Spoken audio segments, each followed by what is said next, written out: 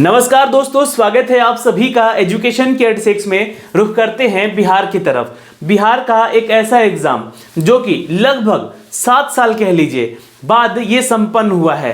मैं चर्चा कर रहा हूं दोस्तों बिहार एसएससी जो कि इंटर लेवल का एग्जाम था और ये परीक्षा आज समाप्त हो चुका है। 2014 से लेकर 2020 के बीच इसके साथ बहुत छेड़छाड़ हुआ और ये बहुत बार एग्जाम लिया गया, कैंसिल किया गया, पोस्टपोन किया गया। अब फाइनली जाके यहाँ पर इसका एग्जाम समाप्त हो चुका है। लगभग बताया जा रहा है दोस्तों कि 13,000 की वैकेंसी यहाँ पे, जिसमें कि 9,000 सीट पे तो तत्कालीन यहाँ पे रिक्रूटमेंट होनी है। और ये रिक्रूटमेंट इसलिए होनी है यहाँ पे क्योंकि ये रिक्त पद अभी लगातार 6 साल से खाली पड़े हुए हैं। तो काम कैसे चल रहा था बिहार में आप लोग समझ सकते हैं। खैर, इसकी चर्चा हम लोग अभी नहीं करेंगे, चर्चा होगी इस एग्जाम पे, क्योंकि एग्जाम का जो एनालिसिस कहता है यानी कि पेपर कैसा गया दोस्तों। जी हाँ दोस्तों, पेपर आपका आज का कैसा था, लेवल कैसा था, उसके बारे में चर्चा होगी। जो कि बहुत सारे छात्रों ने मुझे फोन किया, मैसेजेस किया, बताया कि क्या क्या क्वेश्चन थे। मैं कुछ क्वेश्चन आप लोगों तक साझा करूंगा वीडियो के अंत में। वीडियो को अंत तक जरूर देखिएगा।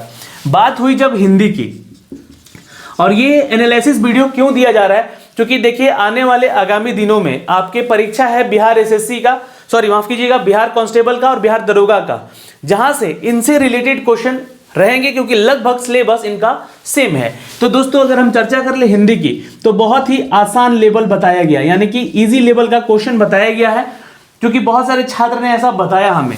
उसके बाद अगर चर्चा हुई है यहाँ पर तो मैथमेटिक्स की, क्योंकि सभी के यहाँ बता रहे हैं लोग कि हवा टाइट हो गई है।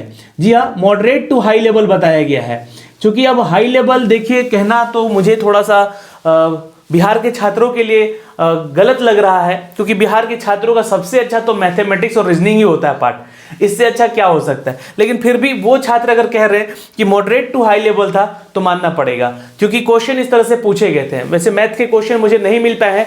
अगर आप लोगों को कुछ क्वेश्चन है, आपके पास है, तो आप लोग हमारे व्हाट्सअप नंबर पे वो सारे क्वेश्चन पेपर मैसेज कर सकते हैं। अगर है तो आपके पास, मतलब क्वेश्चन जो आए हुए एग्जाम में वो कर सकते हैं। व्हाट्सअप का जो लिंक है मैंने अबाउट वाले सेक्शन में दे रखा है चैनल के, वहां से जाके आप हमें मैसेज कर सकते हैं। ठीक है, बात हुई रीजनिंग की दोस्तों यहाँ पे।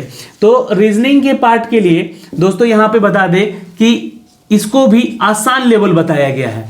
कुछ क्वेश्चन मैं बताऊंगा आपको यहाँ पे जो कि मुझे मिल पाए हैं।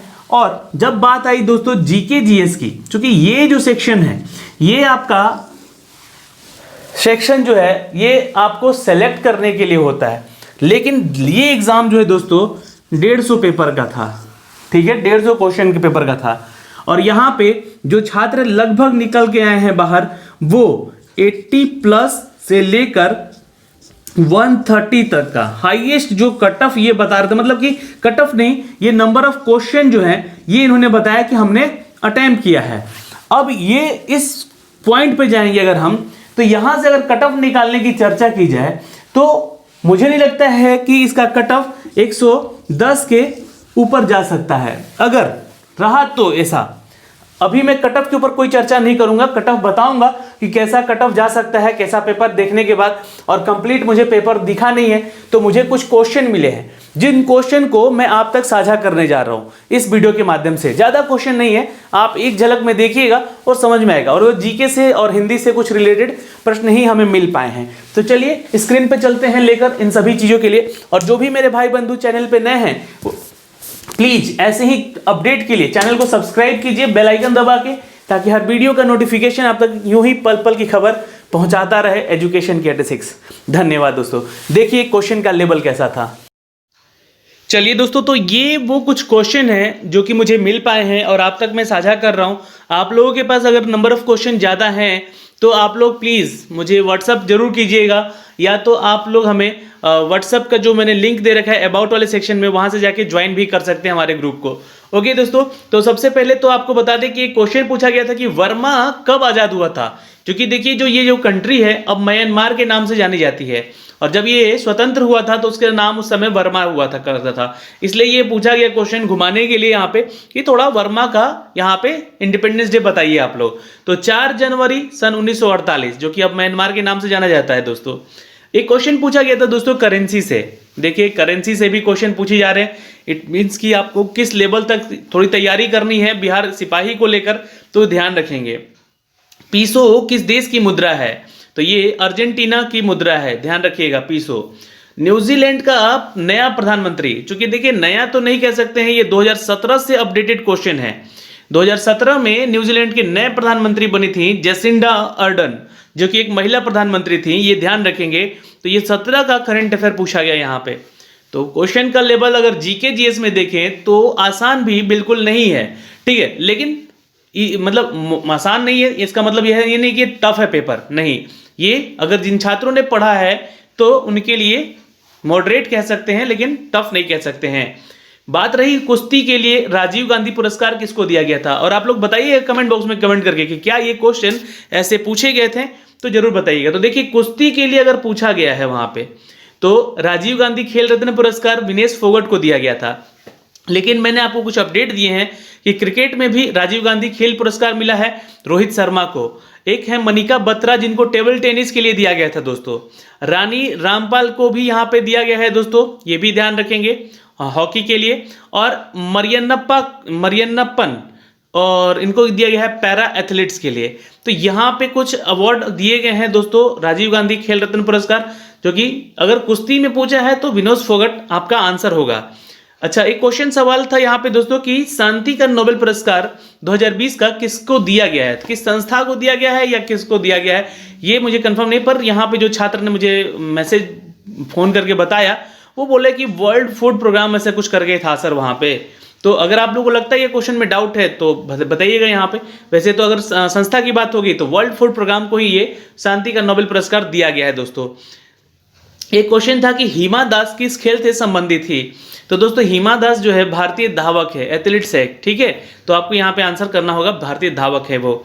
अच्छा, एक क्वेश्चन पूछा गया था दोस्तों कि हु इज द चेयरपर्सन, यानी कि अध्यक्ष कौन है अभी इसरो के।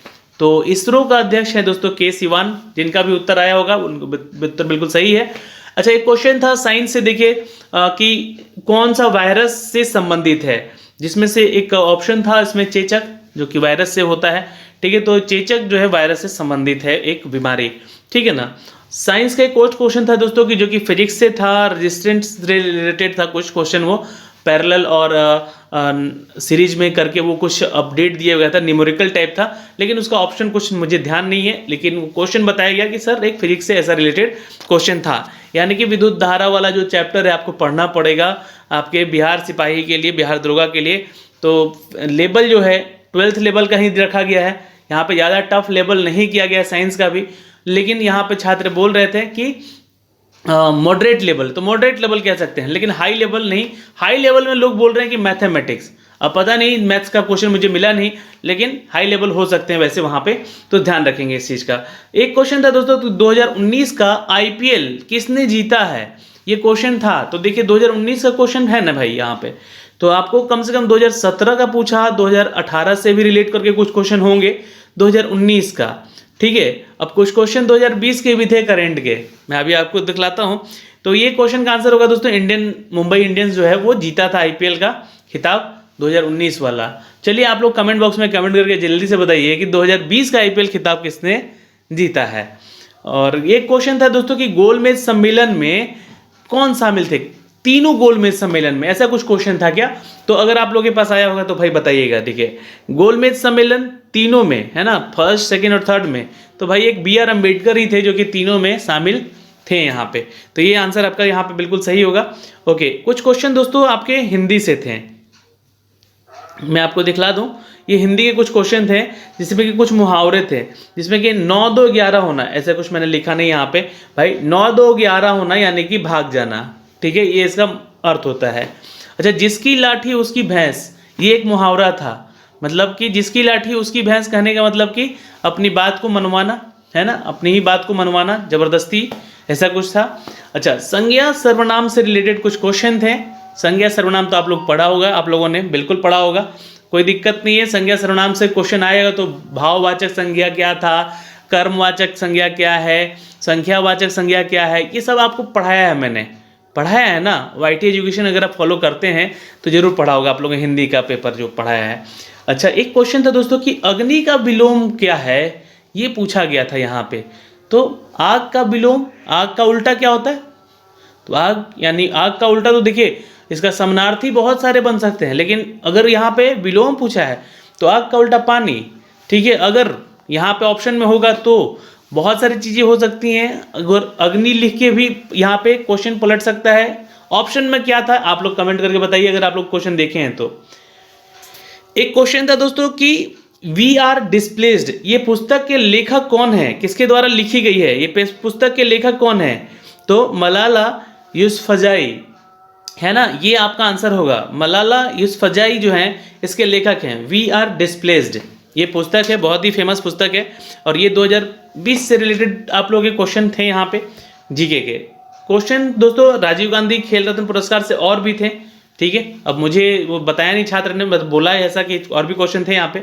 एक क्वेश्चन था दोस्तों कि हिमालय का संधि विच्छेद, तो देखिए हिम प्लस आलय और इति प्लस आदि यानी कि इत्यादि, तो इसका ये संधि विच्छेद है। तो कुछ इस तरह से हिंदी के पेपर थे। तो हिंदी के पेपर छात्रों ने बोला भी कि लेवल बहुत ही लो था, यानी कि इजी लेवल का था हिंदी का पेपर।